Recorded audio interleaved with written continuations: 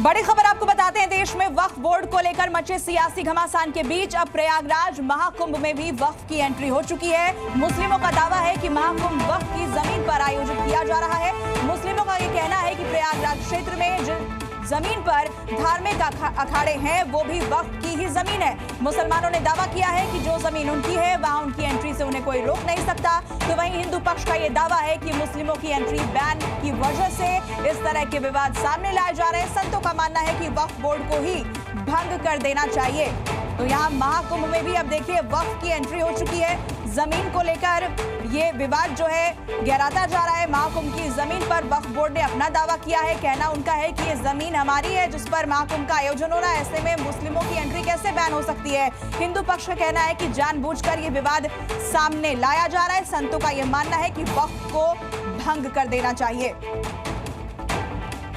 तो महाकुंभ को लेकर बड़ी खबर आपको बता रहे, प्रयागराज के जो स्थानीय मुसलमान हैं उनकी तरफ से यह दावा पेश किया गया है कि उनका यह कहना है कि वक्फ की जमीन पर महाकुंभ का आयोजन हो रहा है। जी न्यूज पर स्थानीय मुस्लिमों की तरफ से यह दावा किया गया है। रूसी में वक्फ की बड़ी संपत्ति का दावा स्थानीय मुसलमानों ने किया है और उनका कहना यह है कि जब जमीन हमारी है तो यहाँ पर मुस्लिमों की एंट्री से बैन कैसे। देखिए, रूसी में महाकुंभ के दरअसल 14 सेक्टर है और अखाड़ों के संत भी वहां पर रह रहे हैं। संगम के दोनों किनारों पर वक्फ की संपत्ति होने का दावा किया गया है। लेकिन सवाल यह है कि क्या वक्फ के नाम पर वाकई महाकुंभ में एंट्री लेना चाह रहे हैं। महाकुंभ में मुस्लिमों की एंट्री का क्योंकि विरोध हो चुका है और क्या इसी को लेकर इस विवाद को अब जन्म दिया जा रहा है।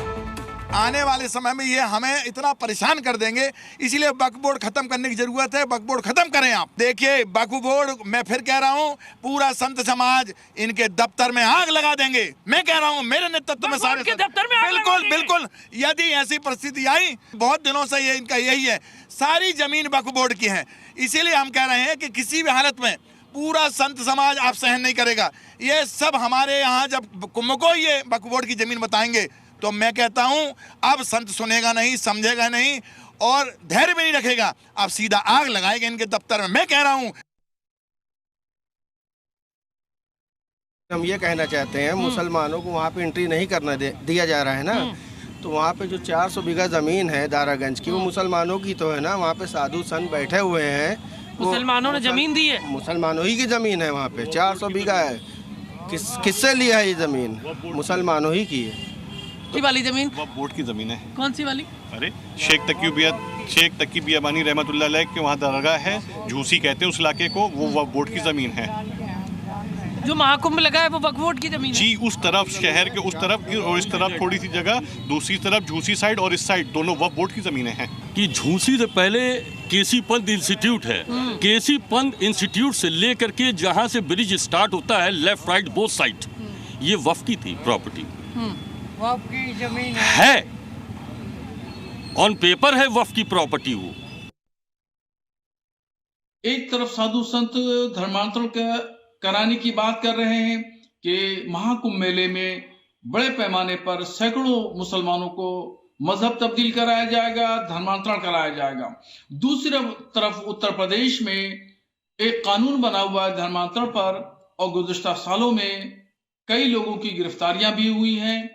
तो इस सिलसिले में मैंने मुख्यमंत्री योगी आदित्यनाथ जी को एक पत्र लिखा है और पत्र लिख करके मैंने उसमें मांग की है कि कुंभ के मेले में होने जा रहे धर्मांतरण के कार्यक्रम पर प्रतिबंध लगाया जाए।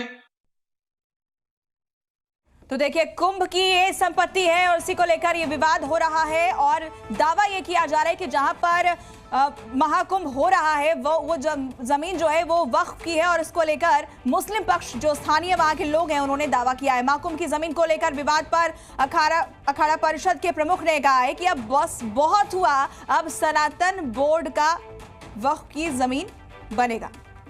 प्रयागराज के मुसलमान कह रहे हैं कि झूसी के आसपास का जो एरिया है जहाँ अखाड़ा और मेला लगा है वो वक्फ बोर्ड का है। महाराज देखिए, ये माँ गंगा की भूमि है और जहाँ मेला लगता है, इसमें अगर आप 3 महीने पहले आप देखते हैं, यहाँ पूरा आपको जल ही जल मिलता है और 3 महीने के बाद ये जो भूमि है ये अपनी जो गंगा जी है जगह छोड़ देती है जहाँ हमारा कुंभ का मेला है। अब मैं ये उनको पूछना चाहूँगा यहाँ पे आपकी कौन सी भूमि है, कौन सी चौन भूमि की आप बात कर रहे हैं?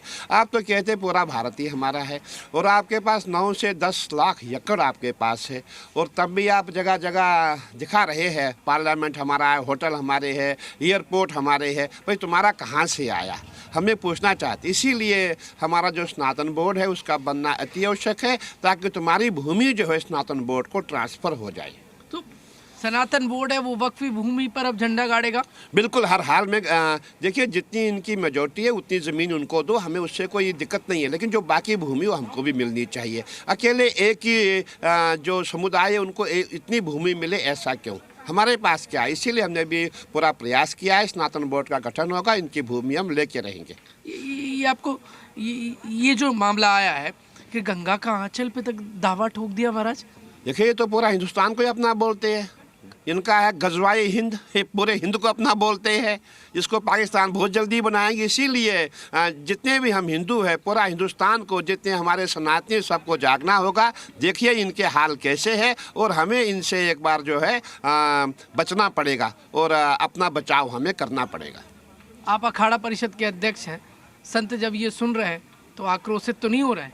नहीं, देखिए मन में दुख होता है, पीड़ा भी होती है और गुस्सा भी बहुत आता है, लेकिन अभी हम यही चाहते हैं एक बार हमारा स्नातन बोर्ड का गठन हो जाएगा फिर उनको हम जवाब देंगे।